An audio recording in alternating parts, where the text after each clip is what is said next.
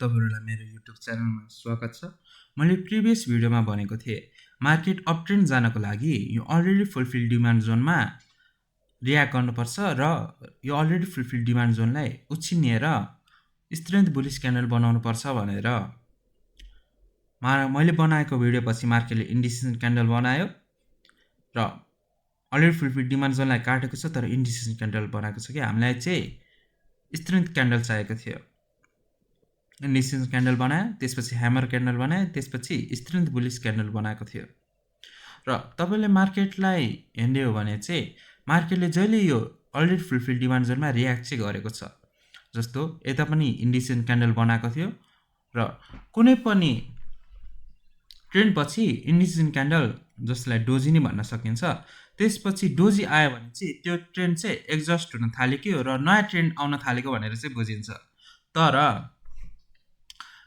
यसमा इन्डिसिसन क्यान्डल आयो, तर त्यसपछि चाहिँ कुन मार्केट अप जान्छ कि डाउन चाहिँ डोजी पछिको क्यान्डलले डिटरमाइन गर्छ के। जस्तो इन्डिसिसन क्यान्डल बनायो, त्यसपछि बेयरिश स्ट्रेन्थ क्यान्डल बनायो र यो बनाएपछि मार्केट डाउन ट्रेन्ड जान थाल्यो। मार्केट पुरै डाउन ट्रेन्ड जान थालेपछि यो अलरेडी फुलफिल डिमान्ड जोनमा रियाक्ट गर्यो। रियाक्ट गरेर इन्डिसिसन क्यान्डल बनायो, त्यसपछि ह्यामर क्यान्डल बनायो जुन चाहिँ अप ट्रेन्ड जानको लागि अर्को संकेत हो भनेर मानिन्छ। त्यसपछि स्ट्रेन्थ क्यान्डल बनायो। मैले यो स्ट्रेन्थ क्यान्डल बनाउने बित्तिकै चाहिँ भिडियो बनाएन, किनभने भोल्युम आएको थिएन। हामीलाई भोल्युम 6.1 बिलियन चाहिएको थियो भने भोल्युम मात्र 3.2 बिलियनको आएको थियो। हाफ नि आएको थिएन, हाफ भन्दा बढी। तर हिजोको मार्केटले चाहिँ राम्रो भोल्युम दिएको छ र स्ट्रेन्थ क्यान्डलले बनेको छ बुलिश। हामीलाई भोल्युम कति 5.8 बिलियनको चाहिएको थियो र भोल्युम 4.5 बिलियनको आएको छ, मतलब 75% जति आएको छ। र आज पनि मार्केटले भोल्युम लिएर आउनु पर्यो र यो अलरेडी फुलफिल डिमान्ड जोनमा चाहिँ रियाक्ट गर्न चाहिँ सक्छ। तर यो अप ट्रेन्डमा चाहिँ कतिको स्ट्रेन्थ छ भनेर हेर्ने हो भने चाहिँ आज डिटरमाइन गर्छ के। यता स्ट्रेन्थ बुलिश क्यान्डल चाहियो र यो पोइन्ट 2817.18 लाई चाहिँ नाग्नु पर्यो, उछिन्नु पर्यो। भनेपछि हामीलाई लगभग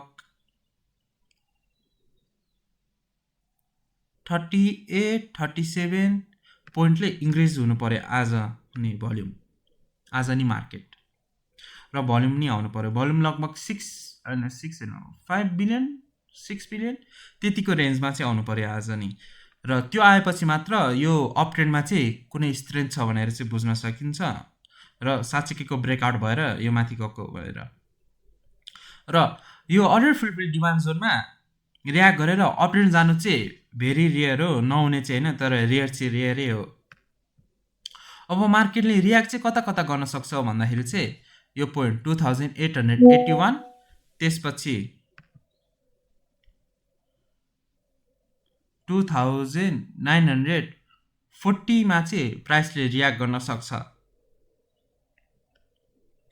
यो र्याली चाहिँ बजेटको एन्टिसिपेसनले गर्दा हो र हाम्रो मार्केट चाहिँ पिपलको सेन्टिमेन्टले चल्छ के। फरेन सिचुएसनले त्यति धेरै अफेक्ट गर्दैन नेपाली मार्केटलाई, नेपाली सेयर मार्केटलाई। युद्ध त अहिले पनि चलिरहेको छ, फ्रेजाइल सिजफायर छ, कति युद्ध सिद्धिनको लागि के प्रपोजल आउँछ, युएसले रिजेक्ट गर्छ, युएसले प्रपोजल दिन्छ, इरानले रिजेक्ट गर्छ, तर सिजफायर चाहिँ अहिले पनि होल्ड छ भनेर भनिन्छ। र यो सब नराम्रो न्युजलाई चाहिँ बजेटको आउने बजेटमा राम्रो हुन्छ भनेर मान्छेहरूले सेन्टिमेन्ट बनाइसके। त्यसैले यिनीहरू सब नेगेटिभ न्युजलाई चाहिँ बजेटले ओभरस्याडो गर्दैछ के। त्यसैले आज पनि मार्केटमा स्ट्रेन्थ चाहियो भने, मतलब यो अप ट्रेन्डमा स्ट्रेन्थ हुनुको लागि चाहिँ आज पनि स्ट्रेन्थ क्यान्डल चाहियो। यो 2818 कट्नु पर्यो, प्राइस यता र यता रियाक्ट गर्छ। तपाईहरुले पनि एनालाइसिस गर्नु होला। Safe trading. धन्यवाद।